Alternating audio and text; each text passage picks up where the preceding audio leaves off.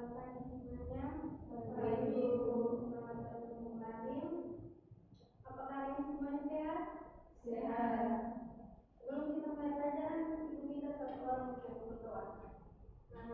Pani silakan untuk kita doa. Baiklah, kita menyatakan hati dan kita berdoa. Baik, terima kasih Pani. Sebelum itu Ibu mau tanya dulu. Apakah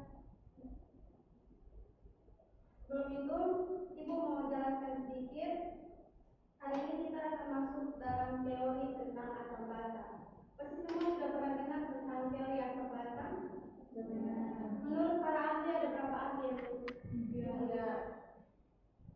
Coba pertama sebutkan dari Tasya. Yang pertama, Lewis. Yang kedua, Arrhenius. yang ketiga siapa?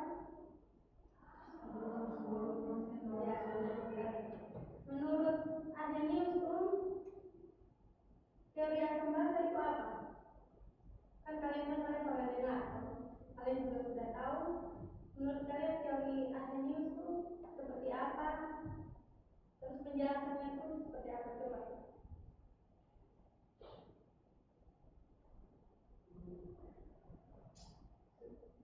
Coba salah satu jawab.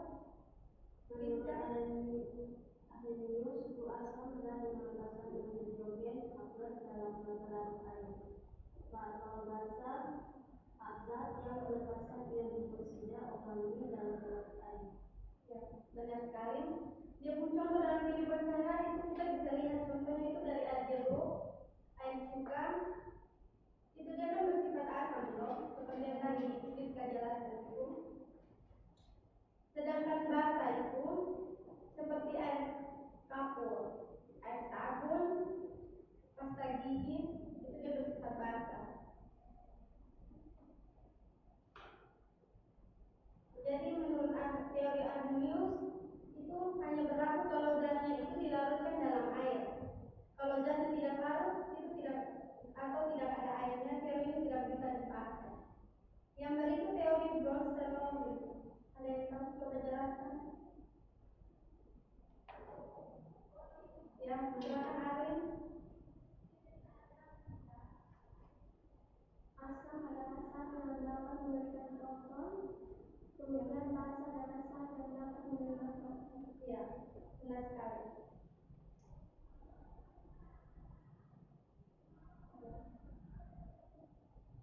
Seperti yang dijelaskan itu menurut teori Bronsted-Lowry, asam itu dia memberi proton kan, sedangkan basa itu menangkap proton atau penerima proton.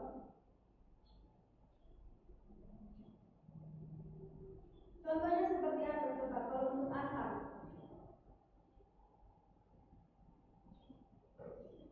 Ini tadi kita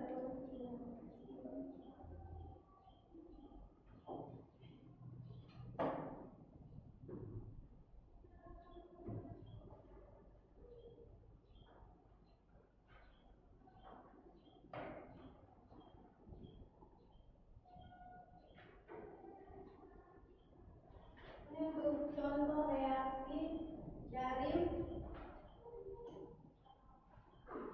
teori Bronsted-Lowry, yaitu asam itu dia memberi proton kan, sedangkan basa itu menerima proton. Contoh dari asam itu HCl,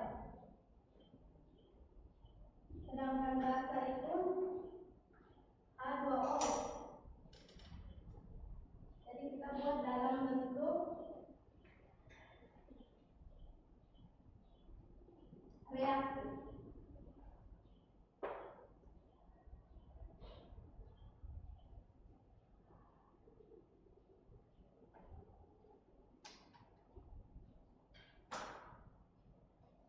Dia menghasilkan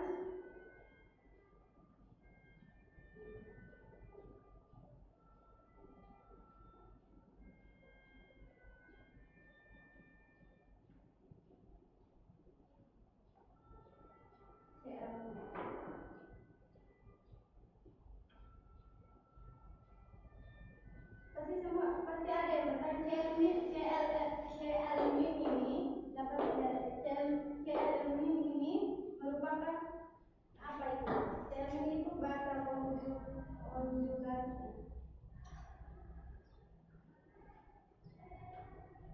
Berikutnya teori Lewis. Ada yang tahu teori Lewis itu apa? Ya, Teori Lewis mendefinisikan asam sebagai penerima atau akseptor pakanan elektron dan garam sebagai pemberi atau donor pakanan elektron. ya.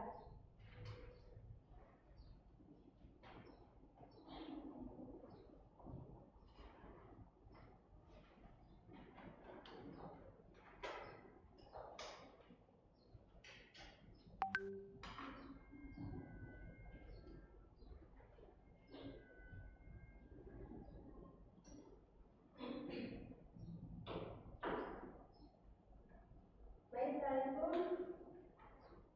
saya jelaskan sedikit dulu seperti yang teman-teman tadi sudah jawab masing-masing menurut tiga teori Lawrence, teori Lewis dan Arrhenius. Ya.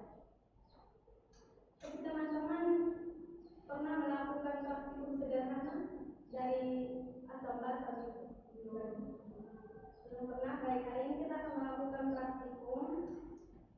Di situ sudah ada bahan-bahan, teman-teman bisa buat satu kelompok saja karena alat dan bahannya tidak cukup. Jadi kita akan membentuk satu kelompok saja. Ibu akan memberikan prosedur kerjanya.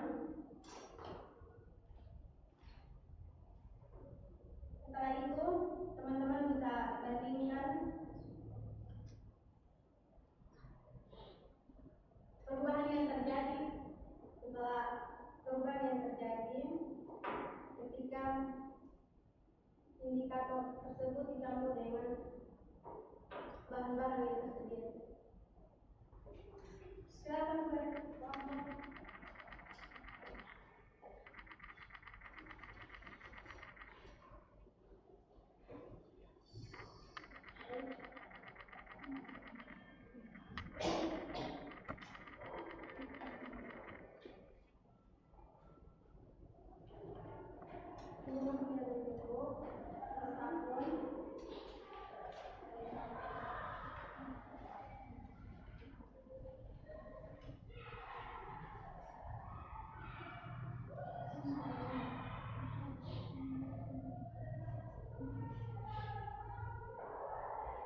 Itu ekstra bunga kembang sepatu yang satunya ada.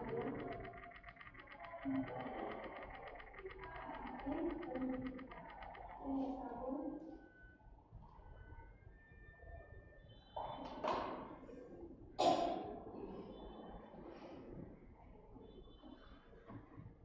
Bahkan ini prosedur kerjanya. Setelah itu kalian bisa simpulkan perbandingan antara masing-masing zat ketika disatukan dengan ekstra bunga kembang sepatu.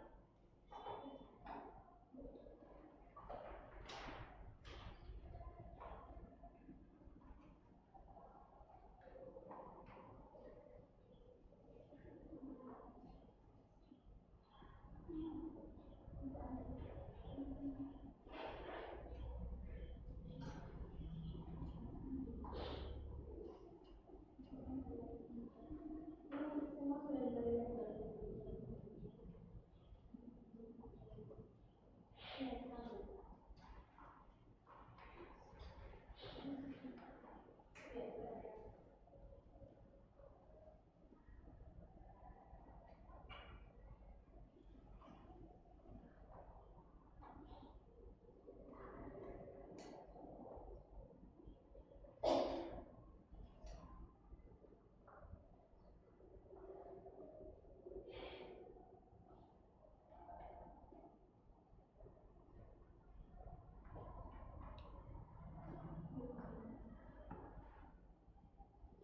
Setelah itu amati yang perubahan terus catat.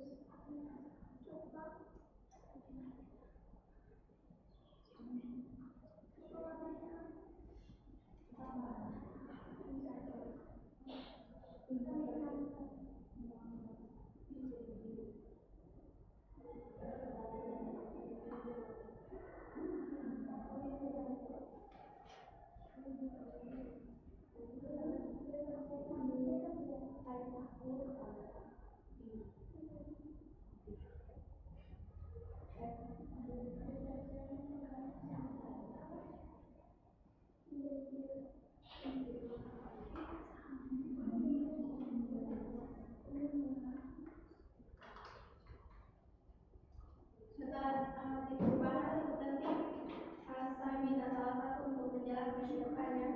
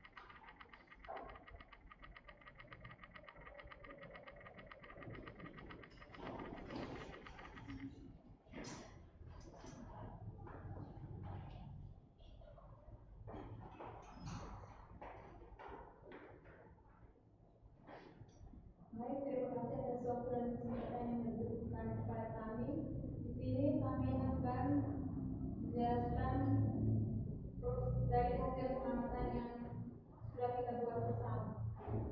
Waktu dan kesempatan kita berikan kepada pelatih. Baik teman-teman, berdasarkan percobaan yang telah dilakukan, di sini ekstrak jeruk ditambah dengan indikator menghasilkan warna ungu, cuka ditambah dengan indikator menghasilkan warna pink, deterjen ditambahkan dengan indikator menghasilkan warna biru, indikator ditambah kapur menghasilkan warna hijau, indikator ditambah dengan air tidak berwarna. Baik, itu saja hasil pengamatan dari prosedur yang sudah kita buat tadi. Waktu selanjutnya saya berikan kepada teman-teman yang ingin bertanya. Baik, siapa yang ingin bertanya, silakan. Jika tidak ada yang ingin bertanya, maka presentasi ini kami tutup. Kita berikan. Baik, dari praktikum hasil praktikum tadi, hanya aku jelaskan sedikit kenapa bisa terjadi perubahan warna. Karena dari ekstrak bunga kelopak kembang satu itu mengandung zat warna alami yang bernama antosianin. Zat ini itu pekat sekali, artinya sangat sensitif jika bertemu zat asam atau basa. Saat bertemu zat asam, banyak sekali ion H+ yang masuk bereaksi dengan antosianin, membentuk molekul berubah, jadi dia memantau cahaya berwarna merah. Semakin asam zatnya, semakin warna merah pekat. Jika dia bertemu dengan zat netral, jumlah ion H+ dan OH- itu seimbang, tidak ada perubahan seperti ini dengan air biasa.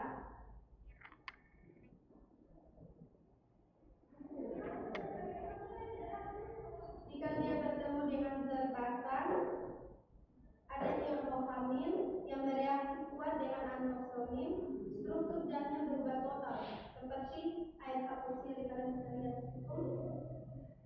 Semakin kuat basanya, maka semakin gelap atau pekat warnanya. Jadi perubahan warna itu bukan kebetulan, tapi hasil reaksi kimia nyata antara zat warna bunga dengan zat yang kita uji.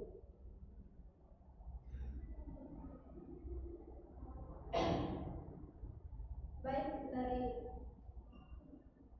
materi hari ini dan serta praktikum yang kita buat, saya minta salah satu untuk memberikan kita kesimpulan. Silakan.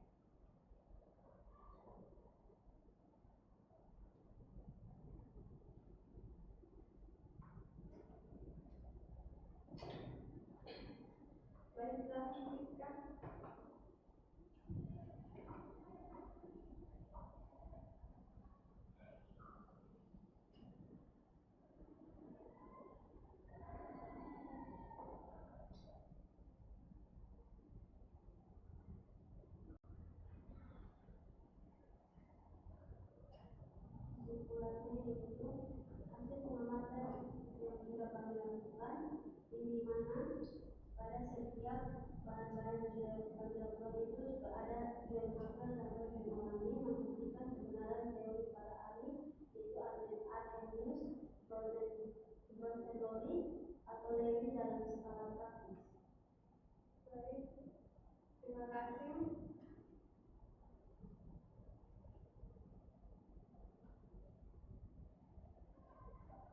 Saya jelaskan sedikit. Asam dan basa itu bisa dibedakan berdasarkan apa yang mereka berikan atau terima saat bereaksi. Asam itu cenderung memberi basa, sedangkan basa itu cenderung menerima baik itu ion H+, proton maupun elektron. Dan sifatnya itu bisa kita lihat dari bukti lewat perubahan warna indikatornya. Baik, ada pertanyaan dari anak-anak? Baik. Kalau begitu, materi kita cukup sampai sini. Ya, kami minta salah satu untuk menutup kita dalam doa. Silakan.